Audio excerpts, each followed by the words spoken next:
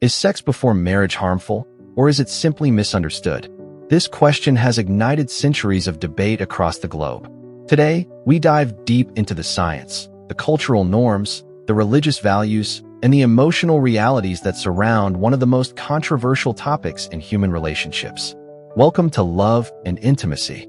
If you're passionate about understanding the truth behind love, sex, and everything in between, make sure to hit the subscribe button, turn on your notifications, and stay with us to the end of this video. You're about to hear perspectives that could completely change the way you think about sex before marriage. Let's begin with the science. When we talk about sex before marriage from a scientific perspective, it's essential to look at biology, psychology, and public health. Scientifically, sex is a biological act driven by hormones such as testosterone and estrogen, designed for reproduction and bonding. But beyond biology, science also studies the emotional and psychological impact of sex on individuals. According to studies in neuroscience, sexual activity, whether in or outside marriage, triggers the release of powerful chemicals like oxytocin, dopamine, and serotonin. Oxytocin, often called the bonding hormone, is released during intimacy and orgasm. It creates a sense of attachment and trust between partners. Dopamine, the feel-good hormone, enhances pleasure and reward. This chemical cocktail is part of what makes sex such a profound emotional experience.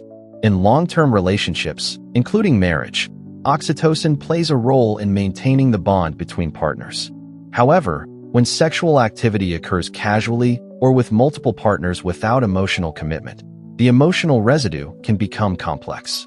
Scientific research suggests that frequent changes in sexual partners may sometimes interfere with long-term bonding capabilities due to desensitization or broken emotional ties. But is this always the case? Not necessarily. Other studies have shown that people who engage in consensual, respectful, and safe premarital sex often report high levels of relationship satisfaction, especially when both partners are honest and emotionally connected. The context in which sex happens, whether it's mutual, emotionally grounded, and accompanied by good communication, plays a far more significant role in the psychological outcome than simply whether it occurs before or after marriage. Now, let's look at the cultural side. Cultures around the world have wildly differing views on sex before marriage. In many Western societies, premarital sex is increasingly accepted, especially among younger generations. Sexual freedom is often seen as a basic human right, an expression of personal choice, identity, and autonomy. In these cultures, sexual compatibility is considered an essential part of building a healthy marriage. By contrast, many Eastern, African, Middle Eastern, and traditional societies view premarital sex as taboo. In these contexts, abstinence is often associated with purity, honor, and respect for one's family. Virginity before marriage, especially for women, is often upheld as a cultural and moral ideal. These cultural perspectives are often tied deeply with religion. In Christianity, Islam, Judaism, and other faiths, premarital sex is commonly discouraged or forbidden. The Bible, for instance, describes sexual union as sacred and reserved for the marriage covenant. Verses such as Hebrews 13 verse 4, which says, "Marriage should be honored by all, and the marriage bed kept pure," emphasize the spiritual dimension of sex. From a biblical perspective, sex is more than a physical act. It is a spiritual and emotional union that reflects divine intention. Virginity, in this context, is not just about abstaining from sex. It symbolizes discipline, obedience to God, and respect for oneself and others. That said, many modern Christian scholars and pastors emphasize forgiveness and healing, recognizing that purity is ultimately a matter of the heart, not just the body.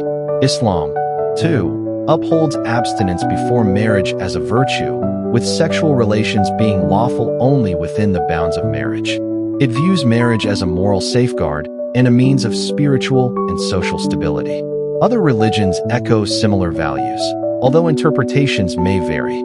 However, it's important to recognize that even within religious communities, views are evolving. Many young believers struggle with the gap between traditional teachings and contemporary realities. Some advocate for a more compassionate approach, emphasizing honesty, consent, emotional health, and grace over rigid rules. Let's not forget the emotional impact. One of the most overlooked aspects of premarital sex is how it affects the heart. For many, sex is not a purely physical experience. It's wrapped in layers of expectation, emotion, vulnerability, and meaning.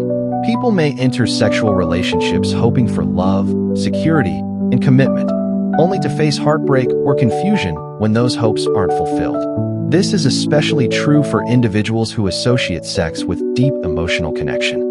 When sex happens in a committed, emotionally supportive relationship, married or not, it can enhance trust and intimacy. But when it occurs in a context of insecurity, dishonesty, or pressure, it may leave emotional scars.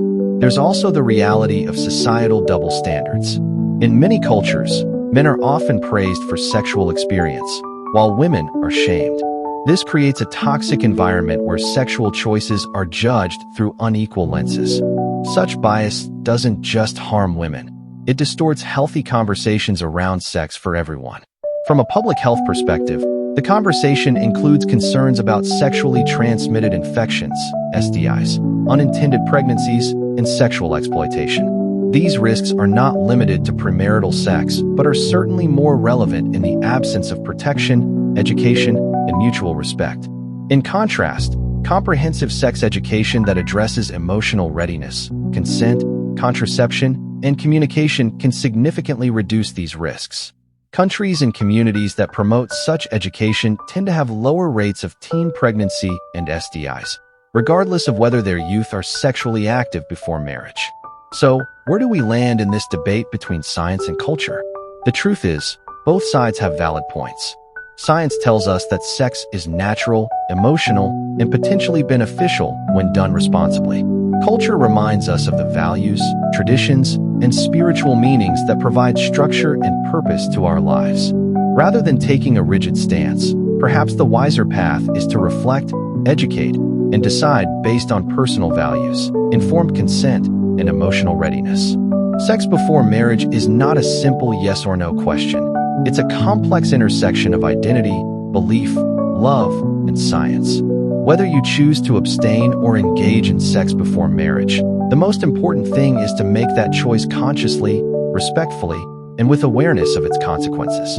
Your body, your mind, and your soul are all valuable. Treat them with the care they deserve.